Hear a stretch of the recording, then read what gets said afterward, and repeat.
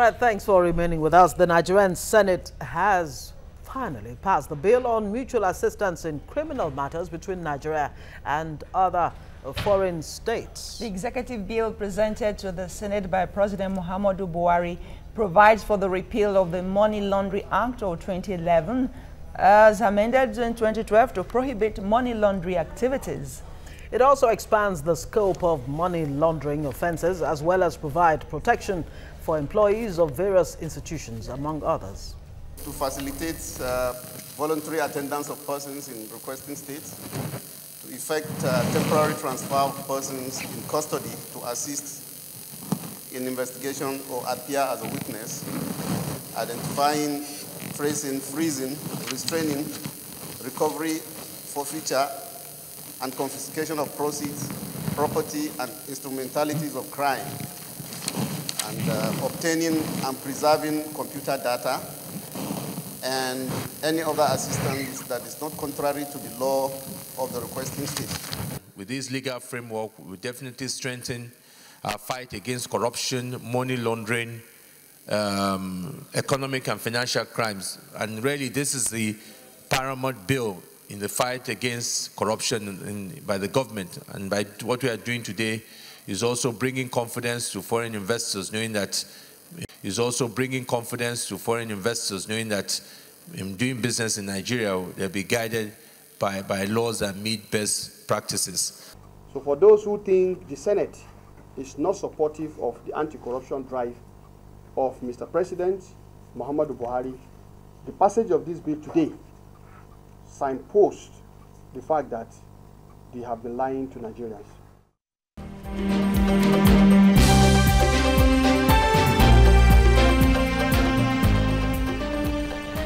I don't know what to make of that last statement from the lawmaker there, that it signposts that we've been lying to Nigerians. All right, we're now joined by lawyer Joe Nwokedi. I wonder if you can actually decipher that statement for us. Good morning. Thanks for joining us. Good morning. Okay, now, this particular law will be largely dependent on the willingness of these foreign countries, the UK, US, the EU, to actually help Nigeria in repatriating some of these funds. How willing do you think they are? I know recently, the UK and others actually insisted on having proof of how this monies, when repatriated, will be deployed. I think that shouldn't bother them. It shouldn't be their challenge as what we are going to do with the money. It's our money. I mean, what they should do, as the law has rightly provided, is for them to seek assistance from us as regards how to get necessary documents, necessary materials, and required evidence that will enable them to convict the person. And then have the money repatriated to us. It's our money.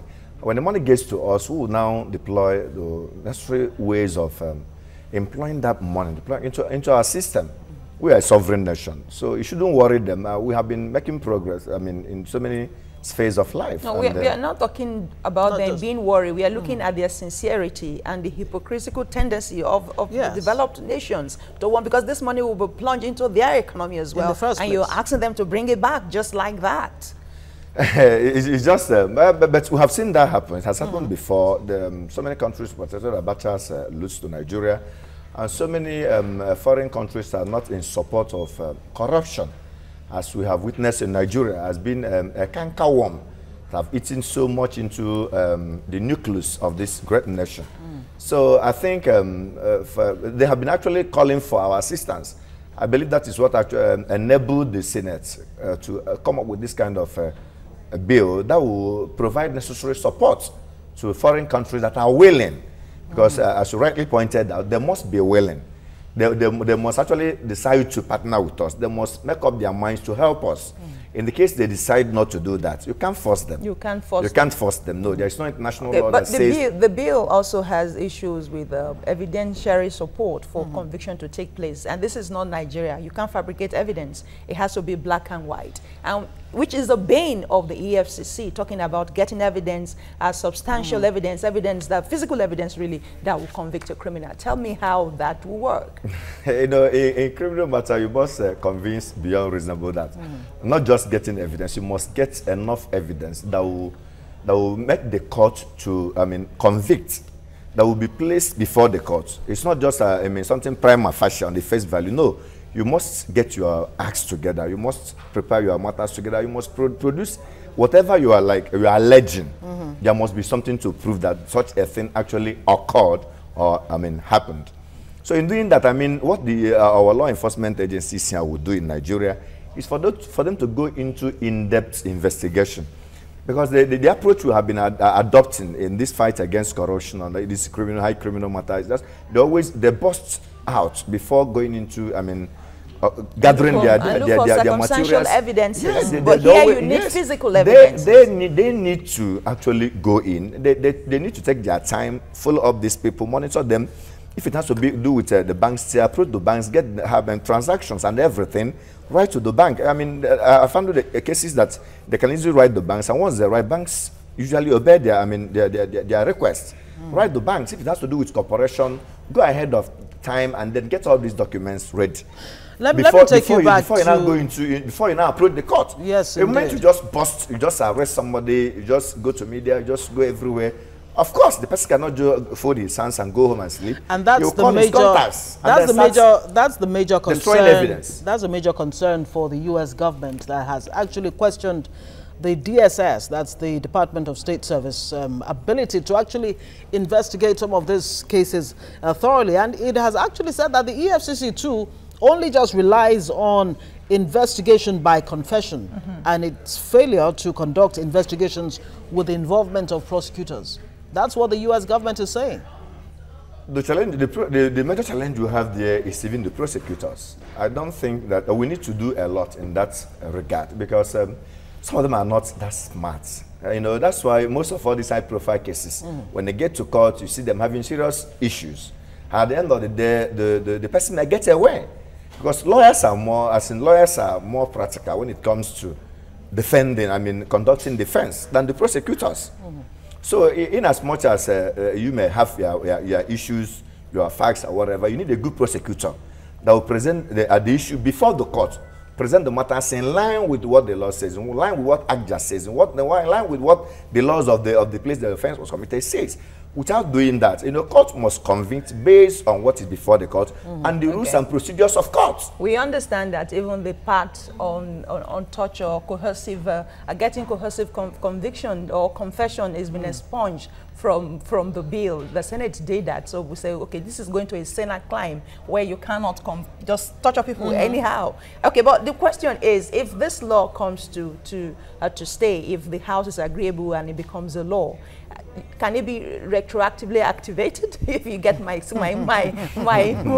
drift, where even the Senate President, who has a case right now as we speak before the tribunal, and so many other senators who also have cases now, and can this law also apply? It's a criminal law. If a trial is going on and a law is passed, you can't call it a retrogressive law. You are undergoing trial, so it's an ongoing thing. They can say the prosecutors and the law enforcement agencies can still dig up, evidences, dig up materials, because the matter is still before the court. It can only become a retrospective law if the matter has been concluded, and the trial has been concluded. And that's okay. You would have gone to jail. Okay. Let us go and start trying you all over again. Okay. Because of this law that has just been recently passed. With this law, you wouldn't have escaped justice. But now you have done that. We have to go back. But if a matter is before a court and judgment has not been given, parties are at liberty to come up with whatever they feel. They just take leave of court, apply for them to, further whatever they want to present before the court, and they can do that. Okay, now so in the case of the senators having trials in court, if this law can aid the prosecutors, the prosecution department or law enforcement agents, they can go ahead and do that. Now, the Dasuki case, several times the court has asked Dasuki to be presented to the court, as in the DSS should present him at the court, only for the EFCC to say, look, the non-appearance of Dasuki in the court is an issue of oversight. I wonder what you make of that. If they're really taking these issues really, really seriously, as serious as they say it is, why would you even give an excuse of oversight in the first place? That one is something regrettable. They shouldn't give that kind of a flimsy excuse. He's in their custody, of DSS, within the confines of their reach. If your matter is going on for trial, you have to be in court. You have to witness court proceedings because you are the one. I mean, you are the one being tried. If Dasuki is being tried in court, it is, I mean, apposite for them to bring him to court. It is his matter. He's being tried. He should be in court.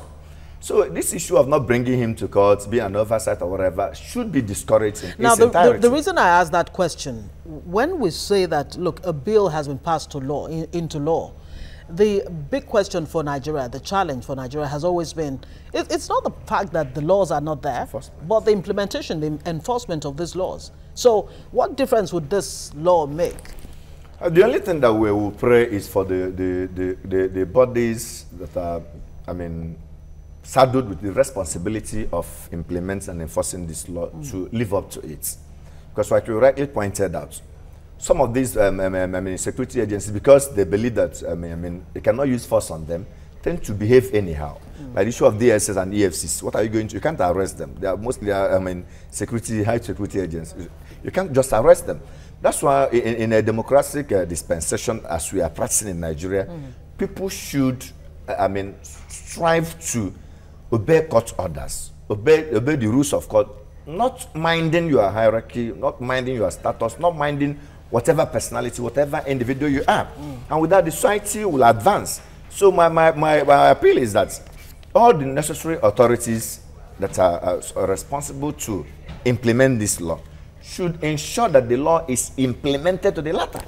Because collectively, it will help in the fight against corruption. It will also enable people that are subjected to trials to come up, fully to face trial.